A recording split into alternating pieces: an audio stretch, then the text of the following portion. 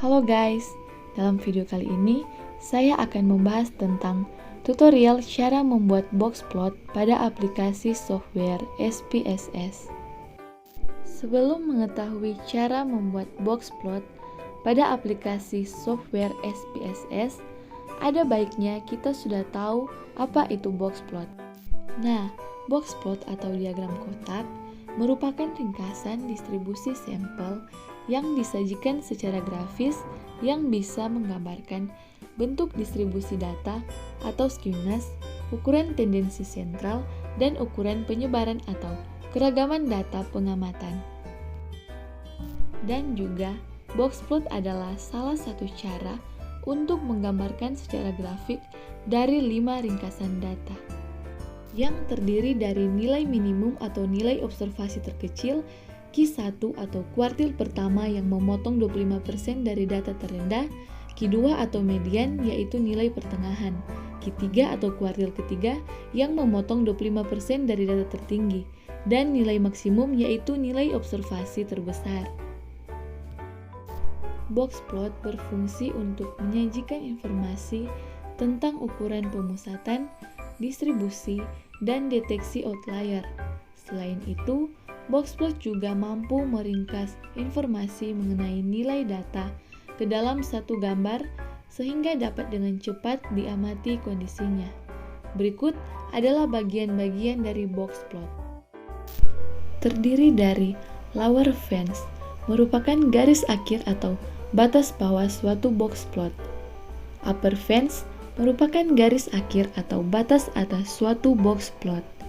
Lower whisker merupakan garis batas kotak bagian bawah yang bernilai sebagai Q1. Upper whisker merupakan garis batas kotak bagian atas yang bernilai sebagai Q3. Dan garis tengah yaitu garis kotak yang bernilai sebagai Q2 atau median. Berdasarkan formatnya, box plot dibedakan menjadi dua, yaitu box plot horizontal dan box plot vertikal. Dalam format horizontal, sumbu horizontal berfungsi sebagai satuan variabel kuantitatif dan sumbu vertikal sebagai satuan variabel kualitatif.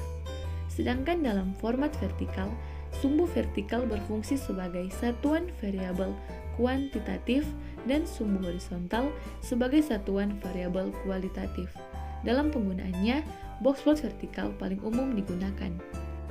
Berdasarkan distribusi datanya, box plot dibedakan menjadi 3. Yang pertama adalah box plot dengan distribusi normal. Distribusi suatu data dikatakan normal jika jarak antara garis tengah kotak median dengan lower whisker atau Q1 sama dengan jarak antara garis median dengan upper whisker atau Q3. Yang kedua adalah box plot dengan distribusi mention kanan. Distribusi data dikatakan mention kanan jika jarak antara garis median dengan upper whisker lebih panjang daripada jarak antara garis median dengan lower whisker. Yang ketiga adalah box plot dengan distribusi mention kiri. Distribusi suatu data dikatakan mention kiri jika jarak antara garis median dengan lower whisker lebih panjang daripada jarak antara garis median dengan upper whisker. Dalam box plot juga ditunjukkan jika terdapat nilai outlier. Nilai outlier dapat dideteksi jika terdapat suatu titik yang letaknya melebihi lower fence atau upper fence. Rumus dari lower fence yaitu Q1 dikurang 1,5 kali IQR dan upper fence yaitu Q3 ditambah 1,5 kali IQR. Dan selanjutnya, apa sih kegunaan box plot? Nah, sekarang kita akan membahas kegunaan box plot. Kegunaan box plot antara lain untuk mengetahui 5 number summary. Lalu, dari box plot, kita juga dapat mengetahui apakah data pengamatan tersebut memiliki outlier atau tidak. Dan yang ketiga adalah untuk memahami karakteristik distribusi data. Jadi, panjang kotak pada box plot menunjukkan penyebaran atau keragaman suatu data, sedangkan letak median dan panjang whiskersnya menunjukkan kesimetrisan data tersebut. Data dapat dikatakan simetris apabila nilai min, modus, dan mediannya sama atau hampir sama. Dalam box plot, dapat dilihat bahwa garis median berada di tengah box, whiskers bagian atas dan bawah memiliki panjang yang sama apabila box plot digambar secara vertikal. Jika box plot digambar secara horizontal, maka panjang whisker kanan dan kiri akan sama. Lalu, yang kedua ada data matching kanan. Data matching kanan ini berarti nilai min lebih besar dari nilai median dan nilai median lebih besar daripada nilai modus. Pada box plot akan terlihat bahwa garis median tidak berada di tengah box. Kemudian, whiskers bagian atas atau bagian kanan lebih panjang dan terdapat outlier di bagian atas box plot. Dan yang terakhir ada data matching kiri. Dan selanjutnya, di sini ada contoh yang akan membantu menjelaskan. Alexander Pizza menawarkan pengantaran pizza gratis pada jarak 15 mil. Alex sang pemilik menginginkan beberapa informasi mengenai waktu yang diperlukan untuk pengantaran. Pada sampel sebanyak 20 pengantaran, ia menetapkan informasi berikut. Nilai minimum sama dengan 13 menit, Q1 sama dengan 15 menit, median sama dengan 18 menit, Q3 sama dengan 22 menit, nilai maksimum sama dengan 30 menit. Buatlah box plot untuk waktu pengantaran. Apa kesimpulan yang dapat Anda ambil mengenai waktu pengantaran? Penyelesaian. Langkah pertama dalam menggambar box plot adalah membuat skala yang sesuai dengan sumbu mendatar. Lalu, kita menggambar kotak yang dimulai pada Q1 dan berakhir pada Q3. Di dalam kotak, kita letakkan garis tegak untuk mewakili mediannya. Terakhir, kita memperpanjang garis mendatar dari luar kotak hingga nilai minimumnya 13 menit dan nilai maksimumnya 30 menit. Berikut adalah contoh gambar yang bisa dilihat. Box plot menunjukkan bahwa pertengahan 50% pengantaran berlangsung antara 15 menit dan 22 menit. Jarak antara ujung-ujung kotak, 7 menit, merupakan jangkauan antar kuartil. Jangkauan antar kuartil merupakan jarak antara kuartil pertama dan ketiga. Jangkauan tersebut memperlihatkan sebaran atau dispersi sebagian besar pengantaran. Boxplot juga menyatakan bahwa distribusi waktu pengantaran adalah asimetris positif. Ingat kembali pada bab 3 bahwa kita mengartikan asimetris sebagai ketiadaan simetri pada sekelompok data. Bagaimana kita tahu distribusi tersebut asimetris positif? Pada kasus ini, sesungguhnya terdapat dua keping informasi yang memberikan usulan.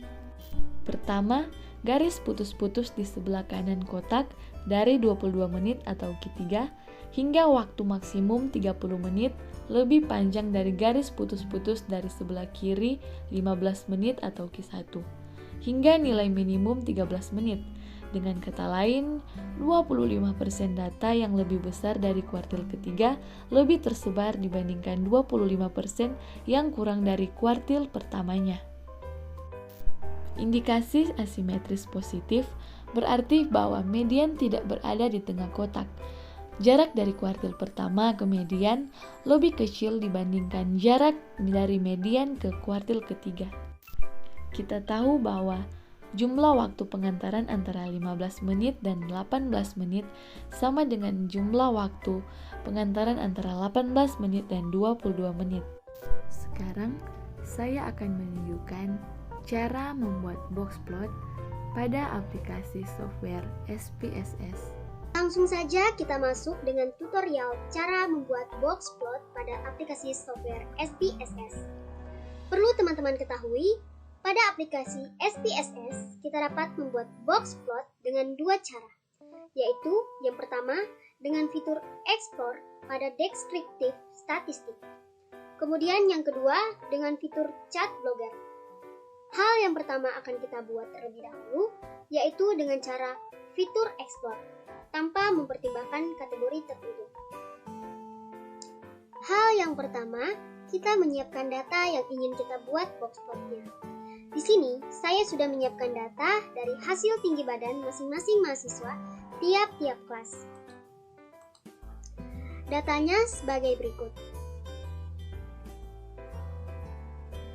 Lalu, kita tekan Analyze, klik Descriptive Statistic, kemudian Export, maka tampilannya akan jadi seperti ini.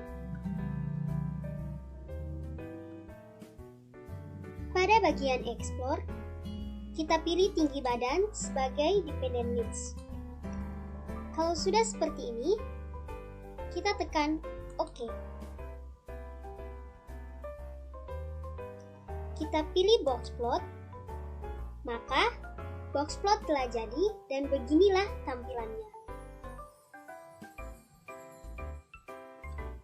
Kemudian kita akan membuat untuk fitur explore dengan mempertimbangkan kategori tertentu. Kita kembali pada data yang awal, klik Analyze, Descriptive Statistic, Explore, masukkan kelas pada kolom Factor List. Jika sudah, kita klik OK. Klik Box Plot. Maka, hasil yang akan terjadi seperti ini. Plot yang tadi akan terbagi menjadi 3 kelas, yaitu 2B1, 2B2, dan 2B3. Selanjutnya, kita masuk ke cara kedua untuk membuat box plot dengan fitur Chat Blogger. Pertama-tama, kita kembali ke data yang awal, klik Graphs, kemudian Chart Builder, kemudian klik Box Plot. Akan terlihat 3 jenis box plot. Yang pertama, Simple Box Plot, yaitu digunakan untuk menampilkan grafik untuk satu kategori tertentu. Yang kedua, ada Cluster Box Plot, yang digunakan untuk menampilkan grafik untuk 3 kategori. Dan yang ketiga adalah 1D Box Plot, yaitu tanpa melihat kategori tertentu. Yang akan kita buat adalah box plot cluster, yaitu menampilkan grafik 3 kategori. Kita tekan box plot cluster,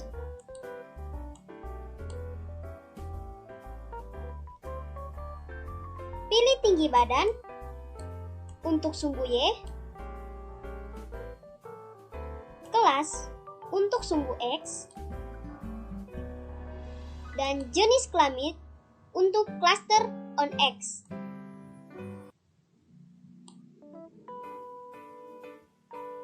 Ketika sudah terisi semua, kita klik OK.